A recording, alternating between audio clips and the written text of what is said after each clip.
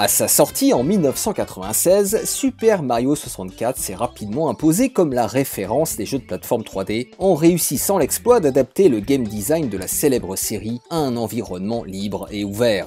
Disponible au lancement de la Nintendo 64, il devint la locomotive de la console et rencontra un immense succès commercial en s'écoulant à plus de 11 millions d'exemplaires de par le monde. Un succès commercial auquel s'ajoute un succès critique. Considéré comme l'un des titres les plus marquants de l'histoire du jeu vidéo, Super Mario 64 est apparu aux yeux des testeurs comme un jeu révolutionnaire, notamment par l'ingéniosité de son système de caméra et d'une gestion innovante de la manette. Si l'on en croit les tests de l'époque, Super Mario 64 établissait ainsi un nouveau standard pour le genre, ni plus ni moins.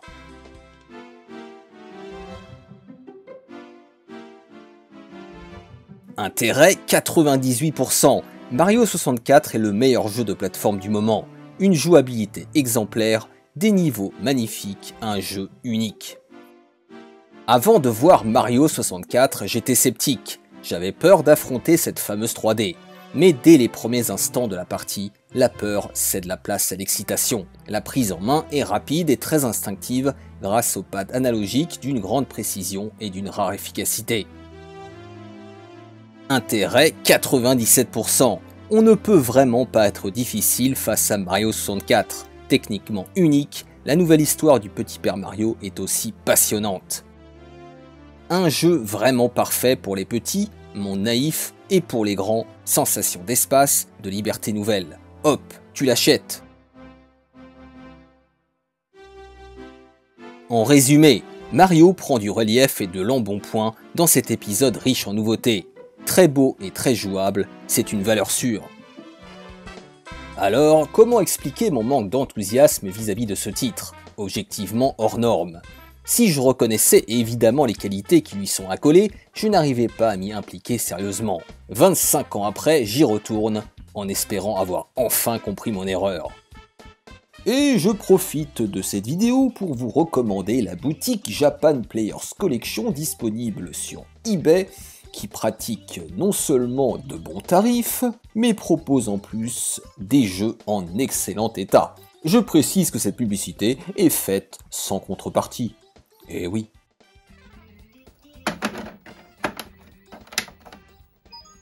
It's me, Mario!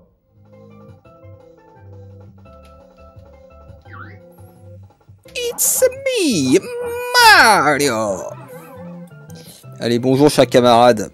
Nous voici dans le cultissime écran titre de Super Mario 64. Et oui, celui devant lequel nous étions restés de longues minutes.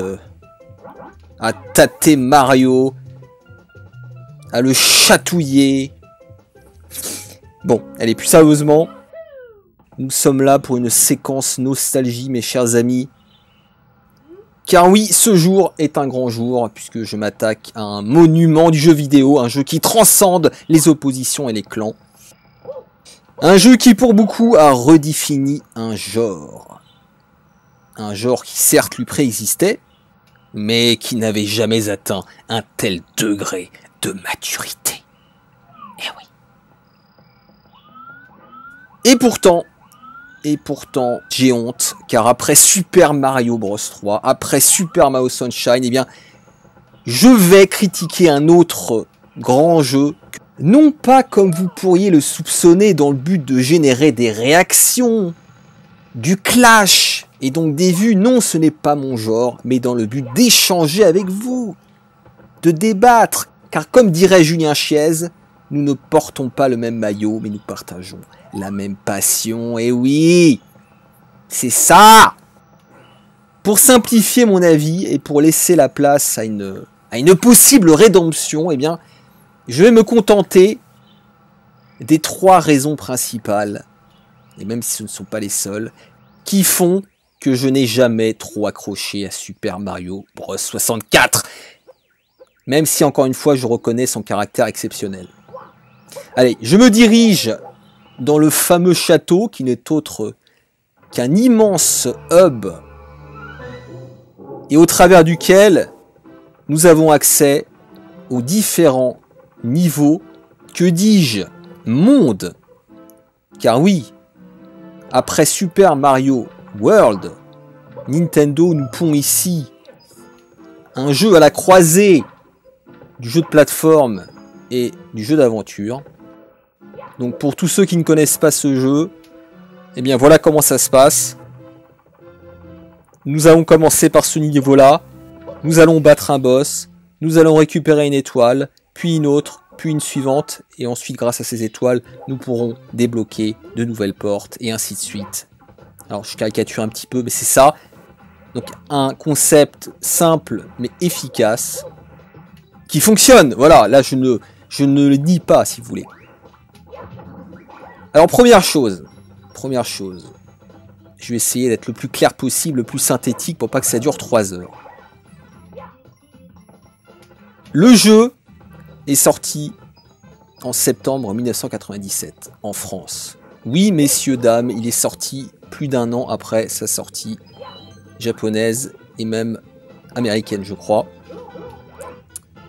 Pour rappel, la PS1 est sortie fin 94 au Japon. Alors certes, tout le monde ne l'a pas eu fin 94. Et moi, il se trouve que je l'ai eu dès sa sortie. Donc ça faisait presque 3 ans que je jouais sur 32 bits.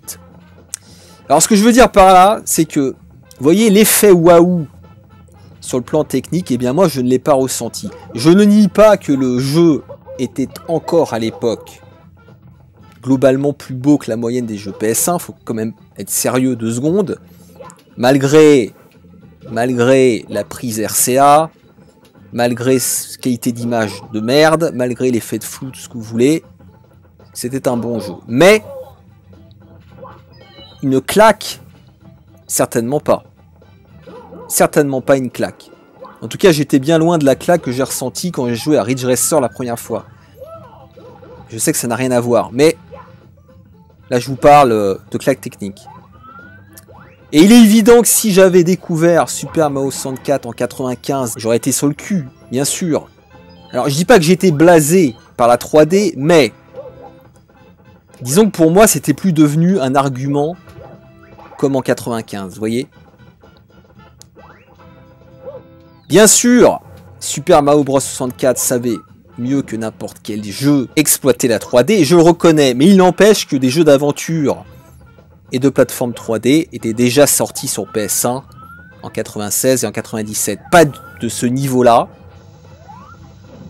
mais il n'y avait pas, encore une fois, ce côté inédit d'un point de vue technique. Là, je ne parle pas du gameplay, soyons précis. Bon. Premier point. Déjà, c'est pour le contexte, si vous voulez.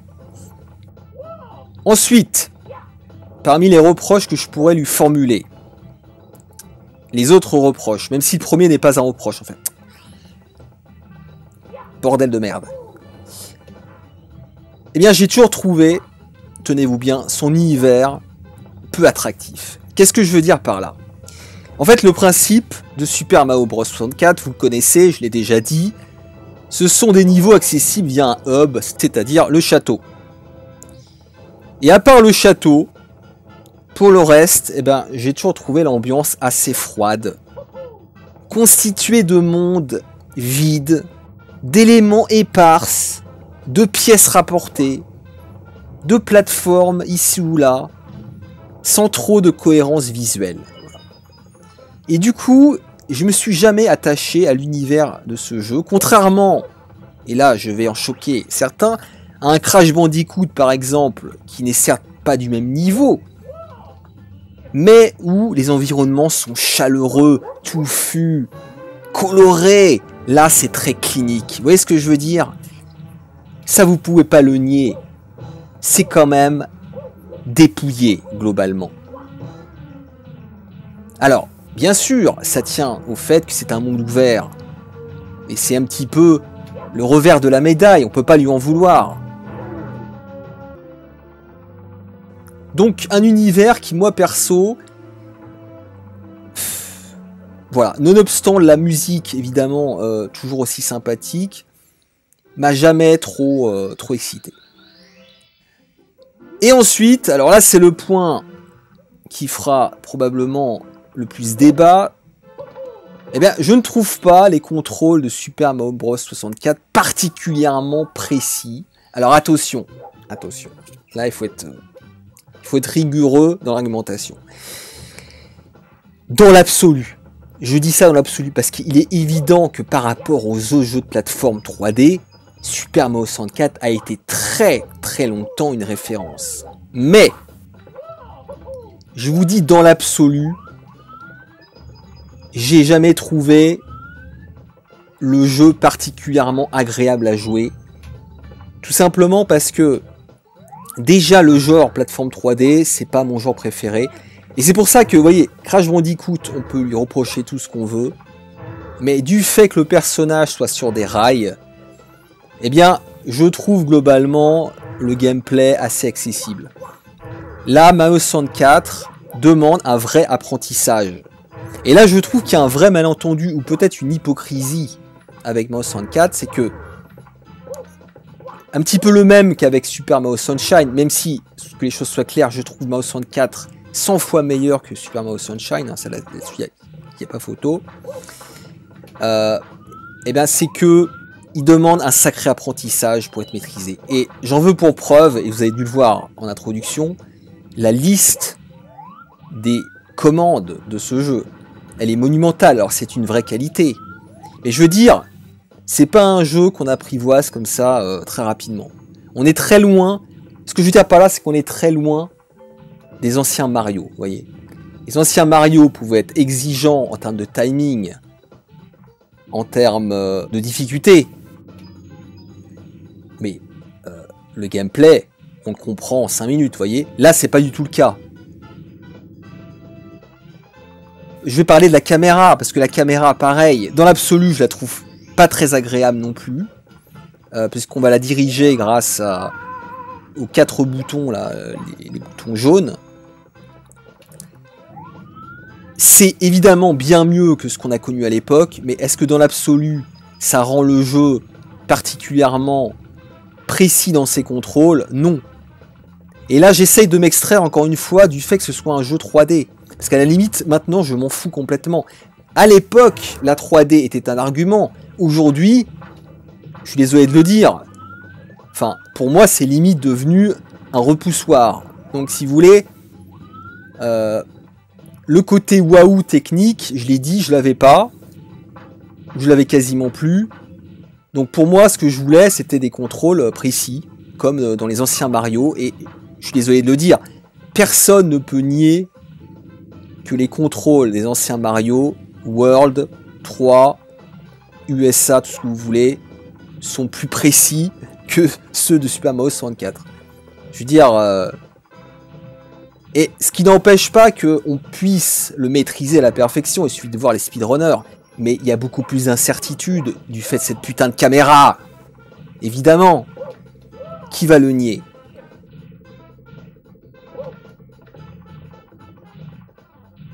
Et je vais même encore plus vous faire rager. Est-ce que Mario 64 est un jeu qui a vieilli ou pas? Eh bien moi je vous dis oui. J'ai récemment joué à un jeu qui s'appelle Super Lucky Tales sur PS4. Super Lucky Tales sur PS4 est objectivement un jeu de plateforme random. Un jeu qui doit tout à Super Mario 64. Il doit tout. Il lui doit tout. Eh bien, au risque de choquer, je trouve les contrôles d'un Super Lucky Tales aujourd'hui plus précis que celui de Super Mario 64. Eh oui, crachez-moi la gueule. Je vous attends. Je parle des contrôles à proprement parler. Je parle pas du gameplay et du game design. Je parle des contrôles à précision. Et ça tient en partie à la caméra. Je suis désolé. Elle manque de souplesse, clairement. Donc, Super Mario 64 est un jeu exceptionnel pour son époque. C'est un jeu exceptionnel pour ce qu'il a apporté au genre. Mais est-ce que aujourd'hui, il l'est encore objectivement? Sur le plan du game design, je pense qu'il l'est toujours. Sur le plan des contrôles à proprement parler, eh bien non. Je suis désolé de le dire, je trouve pas qu'il soit si exceptionnel que ça. Honnêtement, je sais pas si on le verra, mais il y a des séquences sous-marines. Je les ai refaites, c'est insupportable. C'est insupportable. Voilà. Mais ça tient au fait que on est beaucoup moins tolérant qu'à l'époque. À l'époque, le simple fait d'être dans un monde ouvert, de pouvoir se balader librement, était un argument. Aujourd'hui, ce n'est plus un argument. Soyons clairs, c'est plus un argument parce qu'on en a soupé. Voilà. Donc voilà ce que je voulais dire. Maintenant, est-ce que aujourd'hui, j'y ai pris du plaisir en y rejoignant? Eh bien, oui. Vous voyez, c'est paradoxal. Tout n'est que paradoxe dans ma pensée de cerveau malade. Tout n'est que paradoxe. Eh bien oui, pourtant j'y ai rejoué et j'ai pris un sacré plaisir. Ça tient aussi au fait que j'y joue après Super Mario Sunshine, qui est une véritable plaie. Enfin, je suis très dur, hein, mais honnêtement, quand on rejoue à 64 après le Sunshine, on se rend compte que c'est vraiment un épisode raté. Hein. Là, honnêtement, je mets les pieds dans le plat. C'est pas un mauvais jeu, mais c'est un Mario raté. Pour moi, Sunshine, et avoir joué à son ancêtre, pour moi, le confirme. Voilà ce que je vais dire. Je vais pas m'attarder, parce que après, pour le reste, ça sera du baratin. Un jeu exceptionnel, oui, mais qui a vieilli, oui aussi. Voilà, allez, à bientôt, et à plus.